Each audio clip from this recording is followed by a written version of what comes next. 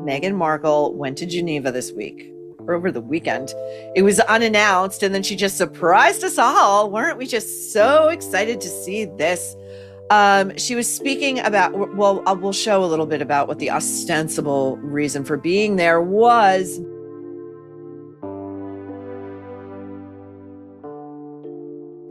For years, Meghan Markle has carefully crafted an image of elegance, influence, and control. But during her highly talked-about appearance in Geneva, something seemed to crack beneath the polished surface. What was meant to be a powerful public moment quickly spiraled into an embarrassing spectacle, which left critics stunned and supporters scrambling for answers. Awkward reactions, growing backlash, and whispers from insiders only added fuel to the fire. Now, many are asking the same unsettling question. Did this disaster finally expose the truth people suspected about Meghan all along? But do you think Meghan Markle's activities in Geneva went south? Could she really have shot herself in the leg at Geneva? Let us know your thoughts in the comments below. To help us create more videos and uncover the latest royal drama, please subscribe. The bigger challenge behind the headlines. Meghan Markle arrived in Geneva to deliver a major speech focused on children's online safety, marking an important international appearance after stepping back from royal duties. Speaking near the symbolic Broken Chair Monument and alongside officials linked to the World Health Organization, the setting underscored the seriousness of the event. Her message addressed the global concern of protecting children in the digital space, highlighting the urgency and widespread impact of the issue. Her message focused on the hidden dangers of the digital world. She warned about powerful algorithms that keep users glued to their screens, social media platforms designed to be addictive, the rise of cyberbullying among young people, and the emotional strain that comes when children are exposed to the internet too early. She also pointed to the increasing mental health struggles linked to constant online pressure, comparison, and exposure. On the surface, everything about the moment looked like a success. It had all the right elements: a global cause, respected partners, a powerful location, and a speaker with worldwide recognition. It was the kind of appearance that could have strengthened her reputation as a serious humanitarian voice, someone focused on real-world issues rather than celebrity attention. This was not meant to be entertainment. It was not a fashion event, a royal-related interview, or a Hollywood appearance designed for publicity. It was supposed to be a grounded, policy-focused contribution to an important global conversation about children and technology. However, things did not unfold as expected. Within a very short time after the speech, the conversation around the event began to change direction. Instead of focusing on children's online safety, the public discussion drifted elsewhere. The internet quickly shifted its attention away from the message and toward Meghan herself. Clips of the appearance were widely shared, but not always for the reasons intended. Comment sections, headlines, and social media debates began to revolve more around her presence, her delivery, her image, and the broader story people associate with her name. Memes, reaction videos, and opinion pieces took over the narrative space that was originally meant for the issue she came to address. By the end of the week, the central message of the Geneva event had been largely overshadowed. Very few conversations remained focused on children's digital safety, compared to the volume of discussion about Meghan as an individual. What happened in Geneva revealed something deeper and more difficult. It showed how, in today's fast-moving digital world, even serious messages from global stages can be quickly overtaken by personality-driven attention. For Meghan, it highlighted a continuing challenge. No matter the topic or setting, the public conversation around her often becomes about her, not the cause she is trying to present. How did Meghan's activities trigger reactions? What did she do wrongly? Let's delve into the details of the crowd footage that triggered a brutal conversation. The Geneva image backlash explained. Almost immediately after videos from the Geneva event surfaced online, viewers began scrutinizing them closely, replaying and zooming in on every detail. Instead of focusing on Meghan's speech about global issues, attention shifted to the background activity. Many noticed people casually walking by, tourists taking photos, and traffic continuing as normal. The contrast between the serious message and the ordinary surroundings sparked debate and quickly fueled online discussion and controversy. To critics, this created a powerful and damaging impression. Almost immediately, screenshots began to spread online. Users highlighted wide or empty-looking spaces in the background, circling them and sharing them with mocking captions. Short clips were replayed endlessly, each time stripped of context, turning a formal speech into what some described as an unnoticed moment.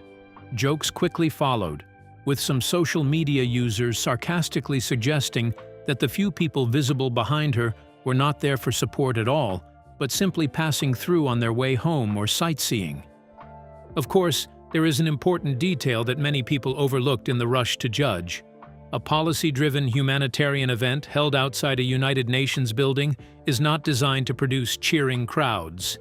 It is not a royal walkabout, nor a staged public appearance meant for mass gatherings or fanfare. The setting is typically controlled, professional, and focused on diplomacy rather than public spectacle. But social media rarely rewards context. It rewards what looks striking in a single frame. And in this case, the timing worked against Meghan in a very unfortunate way. Just a few days earlier, Princess Catherine's public engagements in Italy had produced a completely different visual story. Streets were filled with enthusiastic crowds. People waited for hours just to catch a glimpse of her. Flags, smiles, and cheering supporters created an atmosphere of excitement and admiration. The images projected not only popularity, but also tradition, warmth, and the enduring power of royal presence. Online users wasted no time placing these two sets of images side by side. The contrast spread rapidly, almost like fuel being poured on an already heated conversation. For supporters of the monarchy, the difference seemed to confirm a belief they had long held, that much of Harry and Meghan's global attention had been tied closely to their royal status, rather than an independent level of celebrity built entirely on their own. Whether this interpretation was fully fair or not quickly became irrelevant in the online space. Once the comparison took hold, it began shaping the narrative on its own. And on the internet, once a story visually fits what people already think they know, it does not just spread, it multiplies, quickly and uncontrollably, until it becomes the dominant version of events in the public imagination. What other mistake did Meghan make to have attracted such backlash?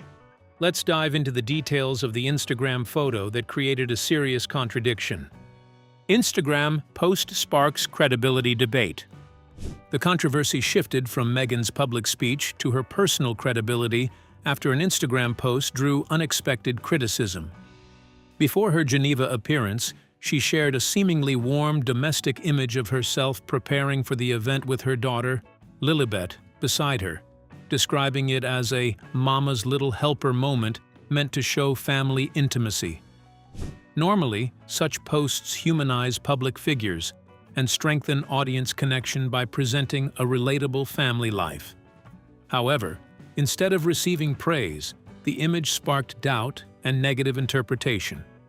Many questioned the authenticity of the moment and her intentions in sharing it, turning what was meant to feel personal and relatable into a focal point of public skepticism and debate about trust. Instead of simply seeing a sweet family moment, many online observers began to study the image more closely. They noticed something that stood out in the background: the carefully prepared outfit Meghan intended to wear for the Geneva event, clearly and deliberately placed in view. To critics, this detail changed the entire meaning of the photo. What looked spontaneous at first now appeared, in their eyes, more like a carefully planned publicity image, one designed not just to share a family moment, but to build attention and shape public interest before a major international speech. Then the situation became even more complicated. Just hours after posting the image, Meghan stood before cameras and delivered a passionate speech about protecting children from harmful exposure online. Her message focused on the dangers of digital spaces, the need for stronger safeguards, and the importance of shielding young people from the risks of public exposure in the internet age. At that point, many observers began to notice what they saw as a clear contradiction. On one hand, she was warning the world about the risks of putting children into the public digital spotlight. On the other hand, she had just shared a personal image involving her own 4-year-old daughter with millions of social media followers. To critics, the tension between message and action seemed impossible to ignore. What made the backlash more powerful was not just the criticism from her usual opponents. Some of the strongest objections came from people who actually agreed with her core message about child safety online. However, they felt that her own behavior weakened the seriousness of her warning. In their view, the message lost force because it did not fully align with the messenger's actions. This type of criticism is often the most difficult to respond to. It does not rely on personal dislike or political opposition. Instead, it focuses on consistency, and when people feel there is a gap between what someone says and what they do, it creates doubt that is much harder to repair than simple disagreement. What else made people snare harshly at Meghan? Was she really guilty? Let's dig into the details of AI allegations surrounding Meghan Markle's Geneva appearance. Meghan, AI, and digital trust. At the high-profile event in Geneva focused on online safety and the rising dangers of digital technology, Meghan Markle drew both attention and controversy after her public appearance. The gathering was centered on one urgent global issue: how children and families are increasingly exposed to harm online, especially as technology becomes more powerful and artificial intelligence continues to evolve at a fast pace. During her speech, Meghan highlighted a growing concern shared by many experts. She explained that artificial intelligence is not only copying the risks already present on the internet, but is also making them worse. According to her message, AI systems can speed up the spread of harmful content, make online manipulation easier, and increase the difficulty of protecting young users. She stressed that the digital world is becoming more complex, and without proper safeguards, children are the most vulnerable group. She called on governments, technology companies, and regulators to take stronger action. One of her key points was the idea of safety by design, meaning that digital platforms should be built from the ground up with user protection in mind, rather than adding safety measures later as an afterthought. Her speech encouraged greater responsibility, clearer rules, and stronger systems to ensure that technology serves people rather than puts them at risk. However, shortly after the event, the speech became the subject of online debate.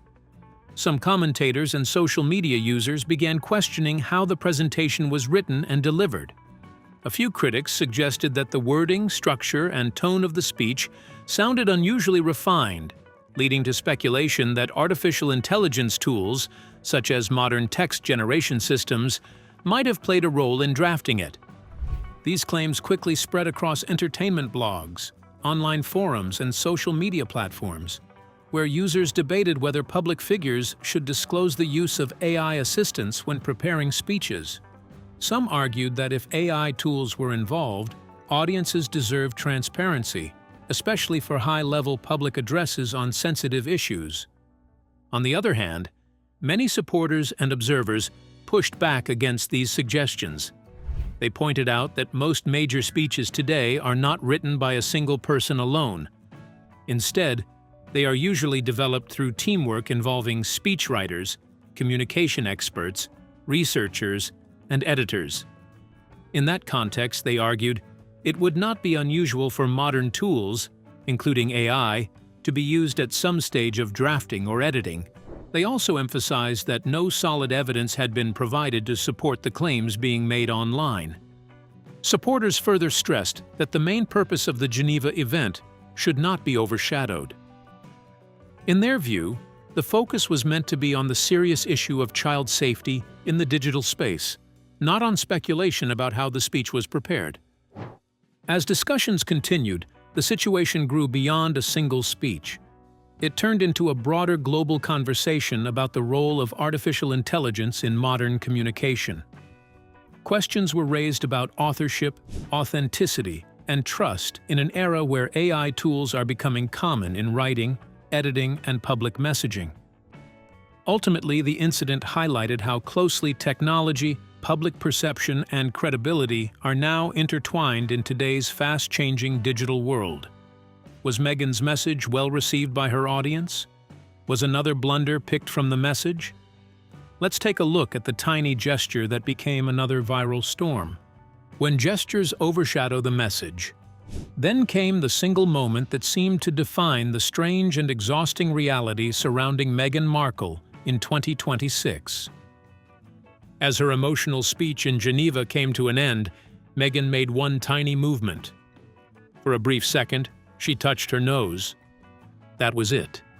No dramatic statement, no shocking mistake, no controversial comment. Just a completely normal human gesture that lasted barely a moment. Most people would never have noticed it in ordinary circumstances. But this was not ordinary circumstances. Within hours, that short clip had spread across the internet like wildfire. Social media users replayed it repeatedly. Videos were slowed down frame by frame. People zoomed in on her face, studied her expression, and began creating endless theories about what the movement supposedly revealed. Some claimed she looked nervous. Others insisted she appeared upset. A few argued the gesture showed discomfort or anxiety. There were even people convinced she had reacted to the criticism already building online around her Geneva appearance. In truth, it was probably meaningless. People touch their faces every single day without thinking. During emotional speeches or stressful public appearances, those unconscious habits become even more common. A nose touch, a blink, a hand movement, or a deep breath normally passes unnoticed. But for Meghan, almost nothing stays ordinary anymore. The atmosphere surrounding the trip had already become highly charged. Online criticism about the event was spreading quickly. Discussions about the audience reaction were dominating social media. Instagram posts comparing Meghan to Catherine, Princess of Wales, were multiplying by the minute. Public debate had already shifted away from the message of the speech itself. Then the nose touch clip arrived and gave the internet something new to dissect. Suddenly, attention moved once again away from the serious topic she had come to discuss and back toward Meghan personally.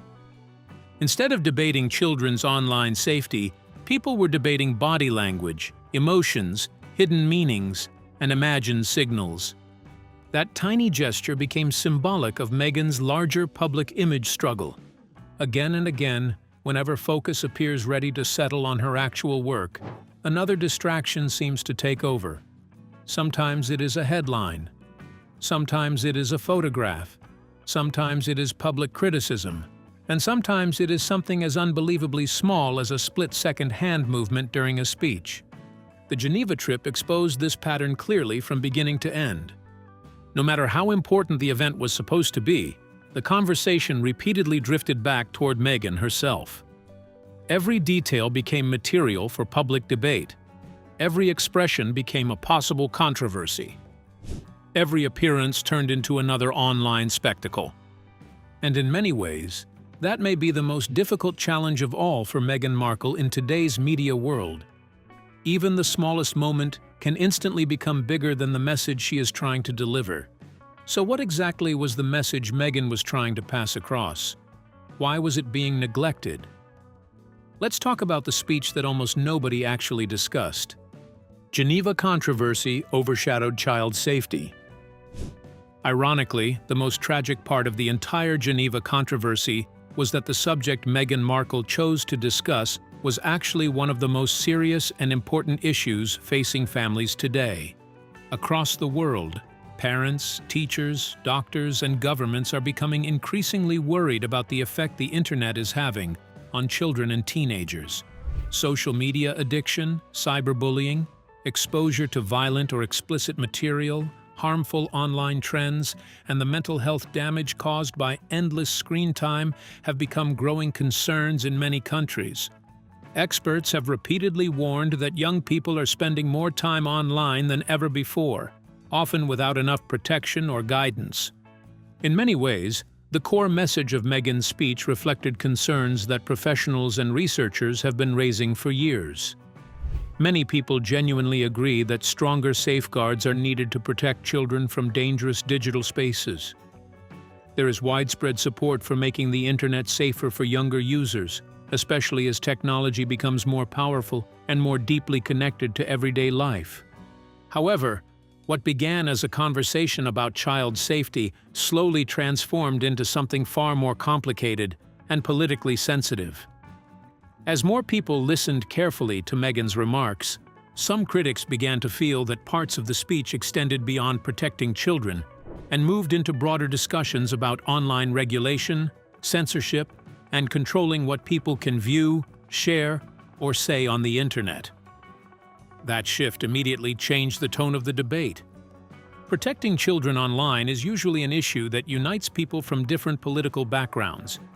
Most parents, regardless of ideology, agree that children should be shielded from harmful content and dangerous online behavior. But once discussions begin touching on internet control, moderation policies, and restrictions on speech, the conversation quickly becomes far more divisive.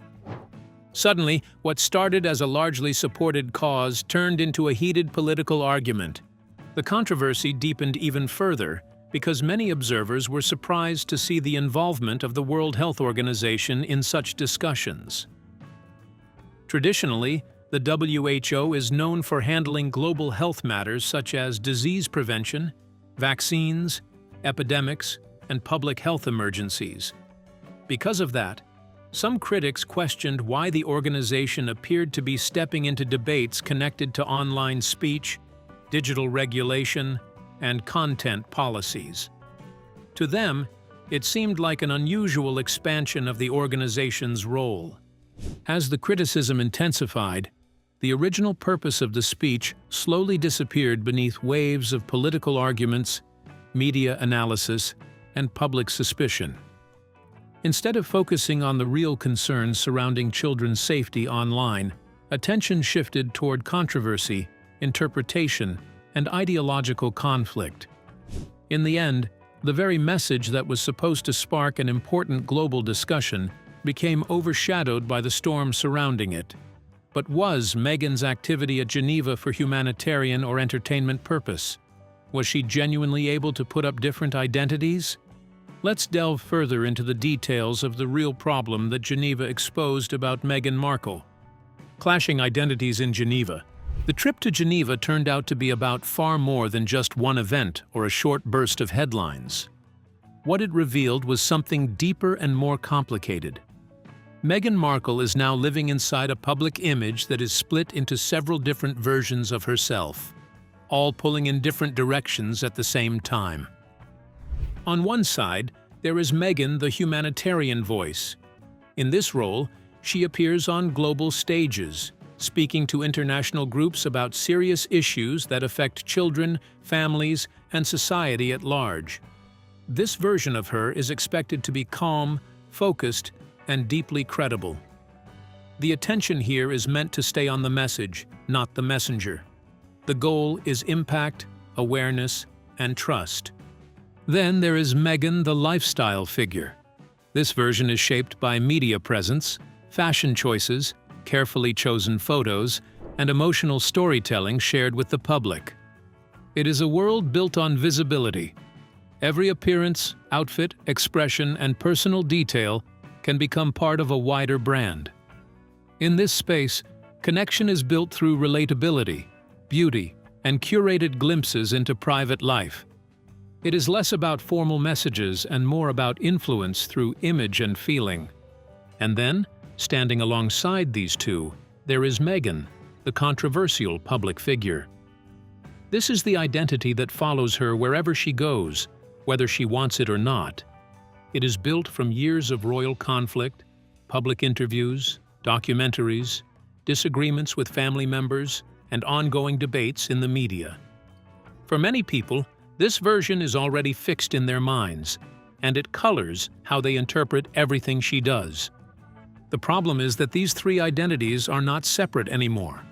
They overlap constantly and often clash. The humanitarian role requires seriousness and quiet focus. The lifestyle role depends on attention, visibility, and emotional storytelling. The controversial role brings constant questioning, suspicion, and public debate. Geneva was meant to be a clear example of Meghan stepping fully into the humanitarian space, showing that this side of her work could stand on its own without distraction. It was supposed to be a moment where the message mattered more than everything else. But what actually happened showed something different. The attention did not stay only on the cause she came to support. Instead, her lifestyle image and past controversies became part of the conversation again. Discussions about branding, media strategy, and personal history started to compete with, and at times even replace, the focus on the humanitarian topic itself. In the end, Geneva became important not just for what was said on stage, but for what it revealed underneath. It showed that managing these different public identities at the same time is not easy, and in many cases, they can weaken each other. No single speech or event can fully fix that tension. What ended the social media judgment on Meghan Markle? Was she able to achieve the motive for the Geneva visitation? Let's find out. When message becomes the messenger. By the end of the week, one uncomfortable reality had become very hard to ignore. No matter how the story was intended to be framed, the global conversation had shifted in a different direction. Instead of focusing on the issue Meghan Markle went to speak about, the public seemed far more interested in Meghan Markle herself. That shift may look small on the surface, but in public communication, it is a serious and difficult problem. It means the main topic gets pushed aside, and attention moves toward the personality, actions, and history of the speaker. Once that happens, even important messages struggle to stand on their own. In this case, the subject of children's online safety was no longer the center of discussion. Instead, people were debating interpretations, analyzing behavior, and revisiting old narratives connected to her public image. This creates a major challenge moving forward. The usual tools used in public relations begin to lose their strength in situations like this. If you respond directly to criticism, you often end up repeating the same subject and keeping it alive in the public mind. If you explain a controversial moment, you may unintentionally add more fuel to the debate. Even trying to correct misunderstandings can spread the original content further, because every response becomes another headline, another clip, and another round of discussion. In a cycle like this, every effort to fix the narrative can sometimes make the narrative even stronger. That is the difficult trap of modern media attention. Engagement grows when conflict or contradiction is highlighted, not when it is resolved. So what remains when traditional responses stop working effectively? The only real long-term solution is consistency over time. Not a single event, not one well-delivered speech, not a carefully planned appearance designed to reset public opinion. Instead, it requires a steady pattern of actions that last for years. Actions that clearly match the values being spoken about, without gaps large enough for doubt to grow. Because at the moment, the problem is not just what is being said. It is how easily people can point to moments that seem to contradict those messages. These perceived contradictions become the lens through which everything else is viewed. Once that lens forms, it shapes every new appearance before it even begins. None of this reduces the importance of the topic being discussed. Issues like children's safety online remain serious and widely relevant. They deserve attention, discussion, and action from many voices. However, what the Geneva situation revealed is something deeper and more uncomfortable. It showed that Meghan Markle is no longer viewed only as someone delivering a message about issues. In the public eye, she has also become part of the message itself. And when that happens, communication becomes much harder. Because now, Every new appearance is not only judged on what is said, but also on who is saying it, how it is said, and how it fits into the existing story people already believe. Until that perception shifts through sustained and consistent alignment over time, every major public moment risks being pulled back into the same cycle of interpretation, debate, and controversy. So, what do you think about Meghan's activities in Geneva? Do you think she was being hypocritical? We'd love to hear your opinions in the comments below. And don't forget to like and subscribe.